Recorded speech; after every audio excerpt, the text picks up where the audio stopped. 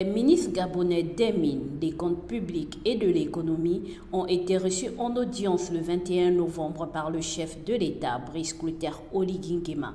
Cette réunion de la plus grande importance a permis au numéro 1 gabonais de donner des orientations strictes en ce qui concerne la nouvelle politique nationale qui permettra une meilleure compétitivité et des retombées économiques positives dans le secteur de l'exploitation des richesses minières du pays. Nous nous sommes rendus compte que durant les dernières années, les productions d'or n'étaient pas convenablement déclarées. Les productions de diamants étaient inexistantes. Donc, ce sont des matières très importantes en termes de contribution au niveau du budget de l'État. Et cette absence nuisait de manière considérable aux intérêts du pays. Alors, le président de la République a demandé aux ministères responsables, notamment le ministère des Mines, que je représente, le ministère du Budget et le ministère de l'Économie et des Participations, de se pencher sur la question de manière à mener des solutions efficaces, efficientes, pour que les déclarations et surtout les produits et les recettes liées à ces minerais soient incorporés au budget de l'État.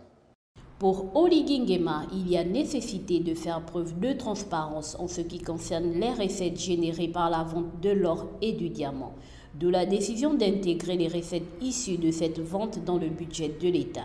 Une mesure historique qui va permettre aux autorités d'avoir une réelle visibilité sur les revenus générés chaque année par l'exploitation de ces minéraux, bien que le Gabon ne soit pas encore un grand producteur d'or et de diamants. Ces stratégies visent à faire en sorte que les bénéfices de l'exploitation minière profitent véritablement au développement national. Des recettes supplémentaires vont arriver, des ressources supplémentaires vont arriver au budget de l'État. Ça veut dire que nous pourrons couvrir un peu plus de dépenses ou mieux dépenser que nous le faisons jusqu'à présent. C'est une véritable plus-value, un plus, naturellement, de pratiquer cette transparence financière et budgétaire. Par ailleurs, l'instruction a également été donnée aux ministres d'œuvrer à ce que l'or massif extrait soit désormais traité et converti en lingots avant toute vente, tout en mettant en garde les acteurs du secteur qui très souvent mettent en place des circuits de trafic de vente ou d'envoi à l'étranger de ces différentes richesses. Toutes ces mesures servent à assainir le secteur minier tout en faisant en sorte d'augmenter sa participation au budget de l'État.